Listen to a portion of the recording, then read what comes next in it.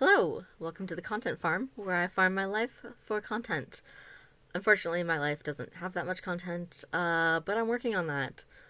I'm the library, and I am a semi-speaking autistic and non-binary, and I have DID and high cholesterol. This week, I focused on increasing my fiber intake. And I'm going to be discussing food numbers in this section, so if you're sensitive to that, just skip to the part of the video where I'm making toast. I'll be talking about fiber in that section.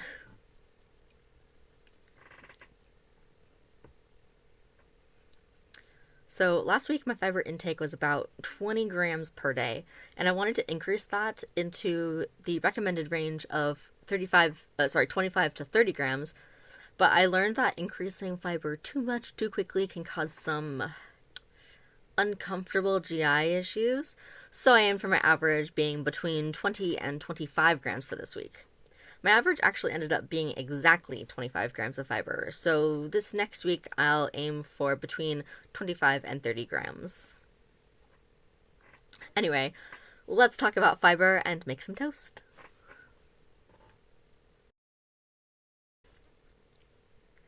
So I actually learned a lot about fiber this week because I was reading about it.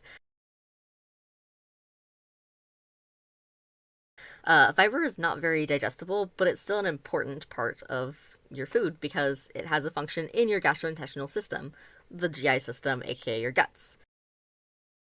It affects the way you digest your food.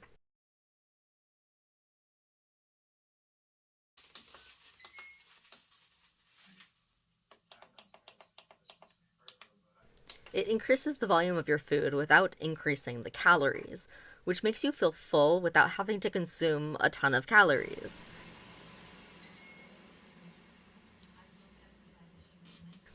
Since it's also not easily digestible, it slows the digestion and absorption of other nutrients.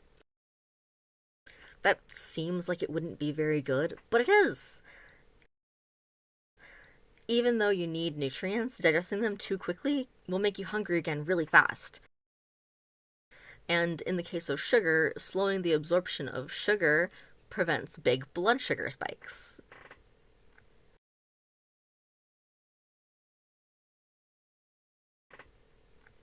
In my case, I need fiber to help lower cholesterol. So, how does that happen?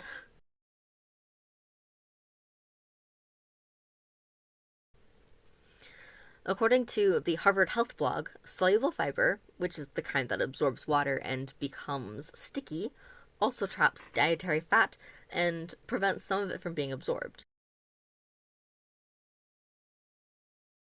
So if I have more fiber in my diet, I'm absorbing less fats, which reduces cholesterol.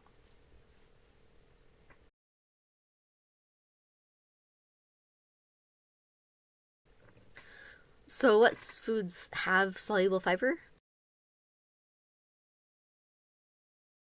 Things like seeds, nuts, beans, and a lot of fruits and vegetables have soluble fiber.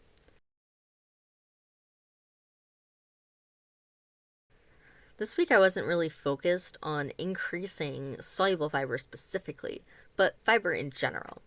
But looking back, I think I did a good job of increasing both soluble and insoluble fiber. I really like seeds and nuts, so I included them in a lot more of my meals as toppings. And I made more stir fries and made sure to start my day with fruits.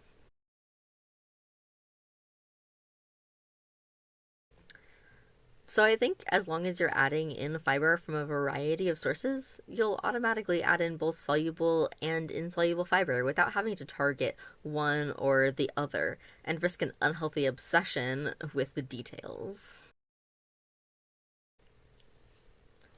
So I hope you enjoyed watching me make some toast and talk about what I learned about fiber this week. For this next section, I'm going to be talking about like body numbers. So if you're sensitive to that, go ahead and end the video here. And I hope to see you again next week with my new updates and possibly another recipe. I'm thinking about doing more of these little cooking videos because that was really fun to like film. Anyways, I'll see you next week. So for the rest of you, time for my check-in. So my weight hasn't changed. It's still 212 pounds or 96 kilograms. My waist measurement did change. It went down an inch to 42 inches or 107 centimeters. I'm not sure if that's related to like food intake and stuff like that. Because I know that you're supposed to measure the thinnest part of your waist, but supposedly the thinnest part of your waist is supposed to be like just under the ribs. But my thinnest part of my waist is more up towards the boobs.